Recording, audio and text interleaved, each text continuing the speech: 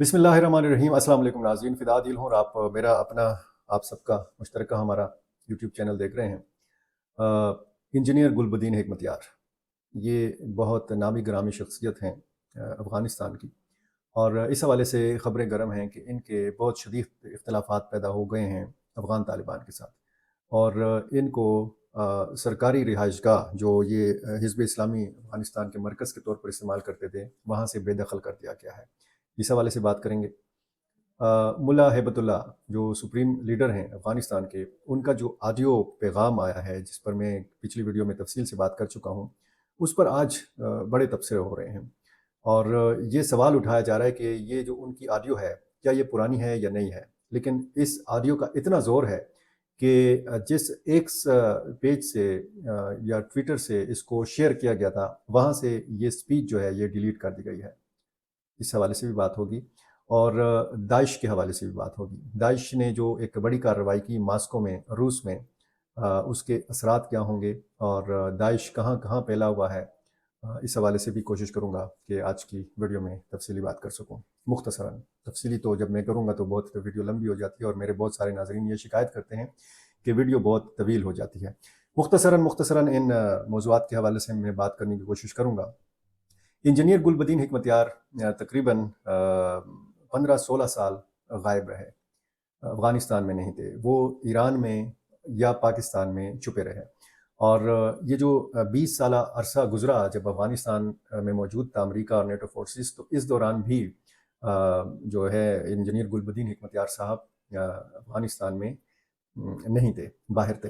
लेकिन उनकी जो हिज़्ब इस्लामी है ये मुसलसल सरगर्म रही, और हमें मीडिया को जो इतलात मौसूल होती रहीं वो इसी हवाले से होती रहीं कि तालिबान अगर मुज़ाहमत कर रहे थे अमेरिका के ख़िलाफ़, तो साथ साथ हिज़्ब इस्लामी के जो मुजाहिदीन थे वो भी साथ साथ मुज़ाहमत कर रहे थे। और एक दो वाक़यात ऐसे भी हुए कि तालिबान और हिज़्ब इस्लामी के माबैन, इनके जंगजुओं के माबैन झड़पें हुईं।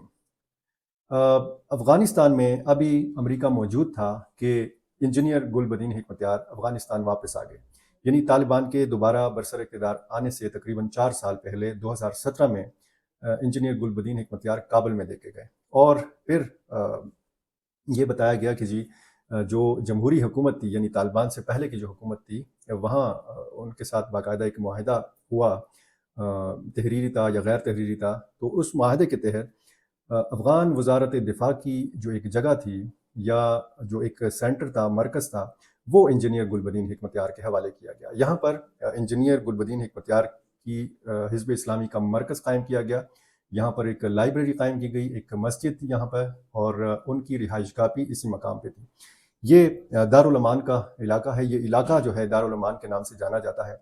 और मैं जब ख़ुद काबुल गया था तो मैं इस जगह का विज़िट कर चुका हूँ। बाकायदा मेरी मुलाकात हुई इंजीनियर गुलबदीन हिकमत यार से, और हम सहाफ़ियों का एक ग्रुप था, पेशावर के सहाफ़ियों का, और मैंने इंजीनियर गुलबदीन हिकमत यार को इस मुलाकात में उनके कुछ इंटरव्यूज़ भी दिखाए जो उन्होंने बिलवास्ता तौर पर मुझे दिए थे। मैंने उनकी रोपोशी के दौरान, जब ये रोपोश थे, ये नहीं था पता कि ईरान में हैं, अफ़गानिस्तान में हैं या पाकिस्तान में कहीं पे जो हैं वो छुपे हुए हैं, तो मैं बिलवास्ता तौर पर उनके मुतअद्दिद मैंने इंटरव्यूज़ किए थे, और वो रोज़नामा एक्सप्रेस में छपे थे। बाकायदा मैं सवालनामा भेजता था सोर्स के थ्रू, और वहाँ से मुझे तहरीरी जवाब भी आ जाता था, और तहरीरी जवाब पे आप किसी का यकीन नहीं कर सकते कि ये जो सवाल का जवाब आपके पास आया है तो ये उसी शख्सियत का जवाब है। इंजीनियर गुलबदीन हिकमत यार साहब की जानिब से एक वीडियो भी आ जाती थी। वो उस ज़माने में सीडी का इस्तेमाल होता था, तो उसमें बाकायदा मुझे पता चल जाता था कि जवाब इंजीनियर गुलबदीन हिकमत यार ने ही दिया है, क्योंकि उस ज़माने में बड़ा हसास किस्म की हम रिपोर्टिंग करते थे, और ख़ुसूसन अफ़गानिस्तान के मामलात के हवाले से, तालिबान के मामलात के हवाले से, हिज़्ब इस्लामी के मामलात के हवाले से। तो ये तो खैर बातों में इस चीज़ का ज़िक्र आया। ये जगह मैं देख चुका हूँ जिस जगह के हवाले से तनाज़ा उठ खड़ा हुआ है। तनाज़ा खैर इतना था नहीं। ख़बरें ये आई कि अफ़गान तालिबान के हुकाम ने छापा मारा, और इंजीनियर गुलबदीन हिकमत यार के लोगों के साथ वहाँ पर या तलख़ी हुई या उनके साथ इस तरह जिस तरीके से होता है छापों के दौरान। लेकिन हिज़्ब इस्लामी के लोगों ने, ज़राए ने इस चीज़ की सख्ती से तरदीद की है कि कोई छापा नहीं लगाया गया। हिज़्ब इस्लामी के जो अमीर थे इंजीनियर गुलबदीन हिकमत यार, उन्होंने आखिरी मरतबा वहाँ पे इसी मरकज़ की मस्जिद में तरावी, नमाज़ तरावी भी अदा की, اور پھر اگلی صبح انہوں نے یہ جگہ خالی کر دی، یہ جگہ چھوڑ دی، اور جو نئی جگہ ہے وہاں پہ یہ منتقل ہو گئے۔ اب نئی جگہ کس کی ہے؟ انجینئر گل بدین حکمت یار کی اپنی ملکیت ہے یا حزب اسلامی کے لوگوں کی ہے؟ اس کے حوالے سے تفصیلات تو نہیں آئیں، لیکن یہ جو جگہ ہے جہاں پر حزب اسلامی کا مرکز تھا، یہ انجینئر گل بدین حکمت یار نے خالی کر دیا ہے۔ اور کچھ ہی دن قبل کچھ ویڈیوز آئی تھیں انجینئر گل بدین حکمت یار کے حوالے سے، وہ باقاعدہ زوم کانفرنس بلاتے تھے اسی مرکز میں بیٹھ کر، وہ دنیا بھر میں جو ان کے رہنما ہیں حزب اسلامی کے یا افغانستان کے اندر، ان کے ساتھ باقاعدہ میٹنگز کیا کرتے تھے۔ ادھر بھی اس طرح کی تنظیمی سرگرمیاں ہوتی تھیں اس مرکز میں۔ تو اس میں سن رہا تھا کہ وہ ایک تو لڑکیوں کی تعلیم کے حوالے سے افغان طالبان کی جو پالیسی ہے اس کے ناقد، وہ کہتے تھے کہ اسلام نے تعلیم کا حصول جو ہے، علم کا حصول جو ہے، وہ مرد اور عورت پر یکساں طور پر واجب کیا ہے۔ ساتھ ساتھ وہ نصاب تعلیم کے حوالے سے بات کرتے تھے۔ وہ کہتے تھے کہ افغانستان کا نصاب تعلیم جو ہے وہ ایک ہونا چاہیے، اسکول اور مدرسہ ایک ہونا چاہیے۔ وہ وہاں پہ الفاظ مکتب اور مدرسہ کے استعمال کرتے تھے، مطلب جو دنیاوی تعلیم ہے، جو دینی تعلیم ہے، وہ کم از کم ایک نصاب کے تحت ہونا چاہیے، تاکہ یہ تفاوت نہ ہو، یہ آپس میں رقابت نہ ہو، یہ دونوں جو اسکول آف تھاٹ ہیں۔ تو یہ جو ایک سلسلہ ہم دیکھ، اچھا اس سے پہلے یہ انجینئر گل بدین حکمت یار پیشکش کر چکے ہیں کہ افغان حکومت شعبہ تعلیم جو ہے یہ حزب اسلامی کے حوالے کر دیں۔ یعنی شعبہ تعلیم یعنی نصاب کی تشکیل کرنا، اور یہ جو سارا تعلیم کا شعبہ ہے، مرد اور خواتین جس میں دونوں آتے ہیں، یہ حزب اسلامی کے حوالے کیا جائے۔ اور اس سے بہت پہلے سے جب بھی ان کا انٹریکشن ہوتا تھا میڈیا کے ساتھ، جب بھی ان کو بیان دینے کا موقع ملتا تھا، تو یہ انکلوسو حکومت کی جو ایک شرط تھی دوحہ معاہدے میں، اس حوالے سے بھی بات کرتے تھے۔ وہ کہتے تھے کہ افغان حکومت انکلوسو نہیں ہے، یہ بشمول تمام گروہوں کے، یہ ایسی حکومت نہیں ہے کہ جو تمام افغان یا افغان ملت کی نمائندگی کرتی ہو۔ انجینئر گل بدین حکمت یار کا مطالبہ ہوتا تھا ہمیشہ کہ ایسی حکومت قائم کی جائے کہ جس میں تمام طبقات کی نمائندگی ہو، شراکت ہو۔ اور اس سے پہلے جب یہ جمہوری دور میں یہاں پر آئے تھے افغانستان میں، تب بھی انہوں نے اس قسم کی کوششیں کی تھیں کہ کوئی ایسی صورتحال پیدا ہو کہ یہاں پر انکلوسو حکومت قائم کی جائے۔ اب انجینئر گل بدین حکمت یار کسی اور مرکز میں تو منتقل ہو گئے ہیں، لیکن ظاہر ہے کہ ان کے محافظوں کا ایک پورا ایک وسیع سلسلہ ہے۔ جب آپ ان تک پہنچتے ہیں تو کئی سیکیورٹی کے حصار جو ہے وہ عبور کرنے کے بعد ہی یہ ممکن ہوتا ہے کہ آپ ان کے آمنے سامنے کھڑے ہوں، اور یہ ہمارے ساتھ، یہ میں خود اپنی آنکھوں سے دیکھ چکا ہوں۔ انتہائی عالم فاضل شخصیت ہیں انجینئر گل بدین حکمت یار، اور وزیر اعظم بھی رہے ہیں افغانستان کے، اور بہت کلیدی کردار انہوں نے افغان جہاد میں بھی ادا کیا۔ یہ الگ بات ہے کہ ان کے مخالفین کی بھی بہت بڑی لمبی چوڑی فہرست ہے۔ اب جو وزیر اکبر خان کا علاقہ ہے شہر نو کابل میں، کہا جاتا ہے کہ یہ یہاں پر منتقل ہو گئے ہیں، اور جس طریقے سے یہ سخت گیر تھے بہت پہلے، یہ کہتے ہیں کہ جب یہ افغانستان واپس آئے تو قدرے نرم پڑ گئے تھے۔ تھوڑی ہم بات کر لیتے ہیں داعش کے حوالے سے۔ داعش ایک مرتبہ پھر سرگرم ہے، اور ایک مرتبہ پھر یہ دنیا بھر کی نگاہوں میں آئی ہے۔ خصوصاً داعش خراسان چیپٹر کے حوالے سے بہت بات ہو رہی ہے، کیونکہ جو ماسکو میں 4 براہ راست حملہ آور پکڑے گئے ہیں، جن کی سوشل میڈیا پر بڑی تصاویر وائرل ہیں، جن پر بہت زیادہ تشدد کیا گیا ہے، اور ان حملہ آوروں نے اعتراف بھی کیا ہے، اور ساتھ ساتھ ان حملہ آوروں کا تعلق جو ہے وہ تاجکستان سے ہے۔ اب تاجکستان کے حوالے سے پھر جب ہم یہ بات کرتے ہیں تو میں بار بار یہ بات کیوں کرتا ہوں کہ ہم اس ماسکو حملے سے متاثر ہوئے بغیر نہیں رہ سکتے۔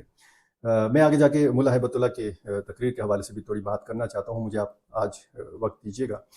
یہ جو داعش عراق میں، مصر میں، شام میں جس طریقے سے انہوں نے کارروائیاں کی، تو ظاہر ہے کہ بہت سارے الزامات بھی ہیں، امریکہ کے اوپر بھی الزامات ہیں کہ اس کے پیچھے امریکہ ہے، اور جس طرح افغانستان اور پاکستان کے تعلقات خراب ہیں اور داعش کی کوئی کارروائی ہوتی ہے تو پاکستان کے اوپر الزام لگایا جاتا ہے۔ اب داعش خراسان جو ہے یہ اس خطے میں سرگرم ہے۔ خراسان اس خطے کا ایک تاریخی نام ہے، جس میں پاکستان، افغانستان، ایران، وسطی ایشیا کی ریاستیں، تو اس خطے کو دولت اسلامیہ کا نام دیا گیا ہے، اور یہ ایک پرانی ٹرمینالوجی ہے جو اس علاقے کے لیے استعمال کی جاتی ہے۔ یہ تنظیم جو ہے یہ 2014 میں مشرقی افغانستان میں قائم کی گئی تھی، اور اس نے بہت زیادہ کارروائیاں کی۔ اس میں بہت سارے افغان بھی شامل ہیں، اور کچھ پاکستانیوں کے حوالے سے بھی کہا گیا ہے کہ یہ اس میں شامل ہیں۔ کہا گیا کہ جی 2018 تک اس تنظیم میں جو تنظیم سازی کی ایک جو سلسلہ تھا، رکنیت کا جو ایک سلسلہ تھا، وہ کم ہو گیا. اس میں ریکروٹمنٹ یعنی اس میں بھرتیاں جو ہیں یہ کم ہو گئیں. اب اس کی مختلف وجوہات ہیں. داعش تقریباً اسی طرح کا طریقہ واردات استعمال کرتی ہے، داعش خراسان، جو داعش عراق اور مصر اور شام کا طریقہ واردات ہے. یعنی بہت زیادہ ظالمانہ کارروائیاں جو ہیں یہ داعش کے ساتھ منسوخ کی جاتی ہیں. یہ ہم نے پھر دیکھا کہ جب امریکی افواج چلی گئیں افغانستان سے، تو پھر اگر طالبان کے لیے ایک بہت بڑے چیلنج کے طور پر سامنے آئی تو وہ داعش کی تنظیم ہی سامنے آئی. آج بھی اگر افغانستان کے طالبان کے لیے، امارات اسلامیہ افغانستان کے لیے کوئی تنظیم سب سے بڑا چیلنج ہے تو وہ داعش ہی ہے. پاکستان میں بھی اس تنظیم نے کارروائیاں کی ہیں، اور باجوڑ میں ایک بہت بڑا واقعہ جمعیت علماء اسلام کے ورکرز کنونشن میں، آپ کو یاد ہوگا، اس میں 80 کے لگ بھگ لوگ جو ہے جمعیت علماء اسلام کے یہ شہید ہو گئے تھے. اور دنیا بھر میں اس کے بہت جو ہے بڑے بڑے حملے جو ہیں یہ اس شدت پسند تنظیم نے کی ہیں.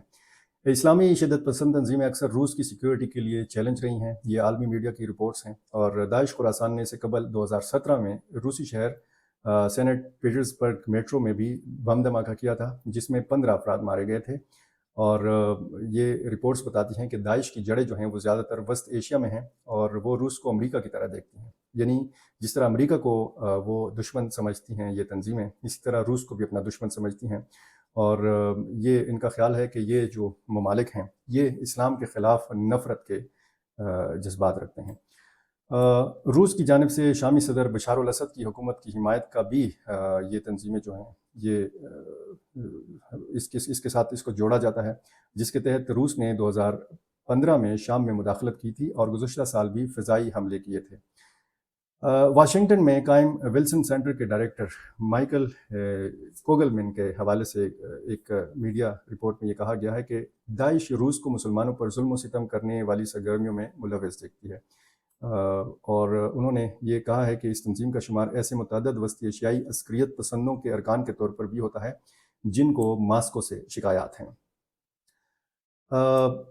کہا گیا ہے ان رپورٹس میں کہ اس سال کے شروع میں امریکہ نے ایسی مواصلات پکڑی تھیں، انٹیلیجنس رپورٹس تھیں، کہ جس سے اس بات کی تصدیق ہوئی کہ اس تنظیم نے ایران میں 2 بم دھماکے کیے تھے جن میں تقریباً 100 افراد جاں بحق ہو گئے تھے. یہ افراد امریکی افواج کے ہاتھوں قتل کیے جانے والے ایرانی فوجی افسر قاسم سلیمانی کی برسی کے موقع پر سوگ منانے کے لیے جمع ہوئے تھے. یہ ریسنٹلی ہی ایک واقعہ ہوا ہے، آپ کو یاد ہوگا. ستمبر 2022 میں داعش خراسان کے عسکریت پسندوں نے کابل میں روسی سفارت خانے پر ہونے والے جان لیوا خودکش حملے کی ذمہ داری بھی قبول کی تھی. یہ گروپ 2021 میں افغانستان سے امریکہ کے انخلا کے دوران کابل کے بین الاقوامی ایئرپورٹ پر ہونے والے حملے کا بھی ذمہ دار تھا، جس میں 13 امریکی فوجی اور کم از کم 169 شہری مارے گئے تھے. یہ بھی آپ کو یاد ہوگا جب افغان طالبان شروع میں آئے تھے تو داعش کا ایک بڑا حملہ ہوا تھا، اور داعش کی متعدد کارروائیاں افغانستان میں بھی ہوئی ہیں. حال ہی میں جو قندھار میں ایک خودکش حملہ ہوا نیو کابل بینک کے باہر، اس کی ذمہ داری بھی داعش نے قبول کی ہے. اور اب یہ داعش جو ہے کتنا بڑا خطرہ ہے افغانستان کے لیے بھی اور پاکستان کے لیے بھی، اور پھر ماسکو کے حملے کے تناظر میں اگر دیکھا جائے اور یہ اس تنظیم کی پوری تاریخ کو اگر سامنے رکھا جائے تو پھر خدشات جو ہیں اس خطے کے حوالے سے، ان 2 ممالک کے حوالے سے بڑھ جاتے ہیں، پاکستان اور افغانستان کے معاملات کے حوالے سے. اور پھر جب آپ مختلف ممالک کی پراکسیز کے حوالے سے بات کرتے ہیں تو پھر ان شکوک میں یا ان خدشات میں پھر مزید اضافہ ہو جاتا ہے. ملا ہبت اللہ نے ایک آڈیو پیغام جاری کیا جس میں انہوں نے کہا کہ افغان طالبان جو ہیں یہ مزید 20 سال تک لڑ سکتے ہیں. اس کا ایک مطلب یہ لیا جا رہا ہے کہ کیا جو دوحہ میں قطر میں جو معاہدہ کیا طالبان نے امریکہ کے ساتھ، اور وہاں پہ جنگ بندی ہو گئی تھی، وہاں پہ باقاعدہ امریکہ نے انخلا کر دیا تھا، وہ افغانستان چھوڑ گیا تھا، اور اس کے بعد ملا ہبت اللہ کا یہ کہنا کہ 20 سال ہم مزید لڑ سکتے ہیں، اور ان کا یہ کہنا کہ ہم زمین پر اسلامی شریعت کا نفاذ چاہتے ہیں. یعنی یہ اسلامی شریعت کا جو ایک اصطلاح ہے یہ افغانستان کی حدود سے باہر پھیلانا چاہتے ہیں. یہ چاہتے ہیں کہ دنیا بھر میں اس طرح کی سرگرمیاں ہوں جس طریقے سے انہوں نے افغانستان کے اندر کامیابی حاصل کی، تو اس طرح یہ ان کی جو اسلامی شریعت ہے یہ پھیلتی جائے اور دنیا کے مختلف ممالک تک یہ سلسلہ پھیلے. اس کو اس تناظر میں بھی لیا جا رہا ہے. اور یہ جس ایکس اکاؤنٹ سے شیئر کیا گیا ان کی تقریر کو، یہ تقریر ڈیلیٹ کر دی گئی، یہ اب وہاں پہ نہیں ہے، لیکن ظاہر ہے کہ لوگوں کے پاس ہے، ابھی بھی انٹرنیٹ پر موجود ہے. اور یہ سوال اٹھایا جا رہا ہے کہ کیا یہ ان کی تقریر پرانی ہے یا نہیں ہے۔ پرانی تو ظاہر ہے کہ اس لیے نہیں ہو سکتی کہ وہ کہہ رہے ہیں کہ ہمارے لیے یہ کافی نہیں ہے کہ افغانستان پر ہماری حکومت ہے، تمام صوبوں پر ہمارا کنٹرول ہے، یہ ہمارے لیے کافی نہیں ہے۔ ہمارا مقصد اسلامی شریعت کا نفاذ ہے روئے زمین کے اوپر۔ افغانستان کا انہوں نے ذکر نہیں کیا، اور پچھلی ویڈیو میں تفصیلاً اس پر بات کر چکا ہوں۔ یہ پورا خطاب جو ہے چونکہ پشتو زبان میں تھا، اور میں جب کل ہی میں نے اس پہ بات کی تھی، اور آج سارا دن اس پہ بات ہوتی رہی، اور سارا دن ظاہر ہے کہ اس تقریر کی بنیاد پر طالبان کے جو مخالفین ہیں ان کو پروپیگنڈا کرنے کا، ان کو مزید کیڑے نکالنے کا موقع بھی ملا ہے۔ اور کچھ لوگ یہ کہتے ہیں کہ جس طریقے سے افغان طالبان دنیا کی توجہ حاصل کرنا چاہتے ہیں، اور یہ چاہتے ہیں کہ دنیا اب اس کو باقاعدہ طور پر اس کی حکومت کو تسلیم کریں، تو وہ اس ٹیکٹکس کا حصہ ہے۔ جس طریقے سے ہمارے قبائلی علاقوں میں ہوتا ہے کہ جی فلاں قبیلے نے پولیو کے قطرے پلوانے سے انکار کر دیا کہ جی ہمارا فلاں مسئلہ ہے وہ پہلے حل کیا جائے، ہماری سڑک خراب ہے پہلے وہ سڑک تعمیر کی جائے، اور اگر ہمارا یہ مسئلہ حل نہیں ہوتا، ہمارا بجلی کا یا ٹرانسفارمر کا یا بجلی کے کمبوں کا مسئلہ حل نہیں ہوتا، تو پھر ہم اپنے بچوں کو پولیو سے بچاؤ کے قطرے نہیں پلوائیں گے۔ تو پھر حکومت کی انتظامیہ کی توجہ اس علاقے کی جانب چلی جاتی ہے، اس قبیلے کی جانب چلی جاتی ہے، اور پھر مذاکرات ہوتے ہیں، اور پھر مسئلہ حل ہو جاتا ہے، اور اس کے بعد پھر وہ انسداد پولیو کیمپین جو ہے وہ دوبارہ سے شروع ہو جاتی ہے۔ تو کچھ اسی قسم کے تبصرے مجھے آج سننے کو ملے کہ جی افغان طالبان بھی دنیا کی توجہ چاہتے ہیں۔ اب جس طریقے سے اسلامی سزاؤں کے حوالے سے بتایا ہے ملا ہبت اللہ نے کہ وہ اسلامی سزائیں مزید بھی دیں گے اور سر عام دیں گے، یہ اسلامی سزائیں ہیں، یہ اسلامی شرعی سزائیں ہیں، اس پر مغرب کو، امریکہ کو، ایسی جمہوری طاقتوں کو پریشان ہونے کی ضرورت نہیں ہے۔ ہمارا اپنا نظام ہے، ہمارا اپنا نظام مملکت ہے، ہم جس طریقے سے چلائیں۔ تو یہ افغانستان کے معاملات، داعش کے معاملات، اور پاکستان اور افغانستان کے معاملات کے حوالے سے اتنا ہے کہ ایک تجارتی وفد جو ہے پاکستان کا، وہ سیکٹری تجارت کی سربراہی میں کابل میں موجود ہے، مذاکرات کر رہا ہے۔ جو اسلام آباد اور کابل کے تعلقات خراب ہوتے ہیں تو اس کا براہ راست منفی اثر جو ہے دونوں ملکوں کے عوام کے اوپر پڑتا ہے، دونوں ملکوں کی تاجر برادری کے اوپر پڑتا ہے، اور جو امپورٹرز اور ایکسپورٹرز ہیں وہ شدید متاثر ہوتے ہیں۔ تو یہ امکان ہے کہ یہ بہت سارے سیاسی اختلافات جو ہیں ان کو ایک سائڈ پہ رکھا جائے اور پاک افغان تجارت کو بحال رکھا جائے، اور یہ سلسلہ جو ہے جاری رہنے دیا جائے۔ یہ اپڈیٹس تھیں آج، اور میری آخر میں ریکویسٹ ہے اگر آپ نے میرا چینل سبسکرائب نہیں کیا تو بغیر گھنٹی کی آواز سنیں آپ سبسکرائب بھی کیجئے اور بیل آئیکن بھی دبائیے۔ بہت شکریہ۔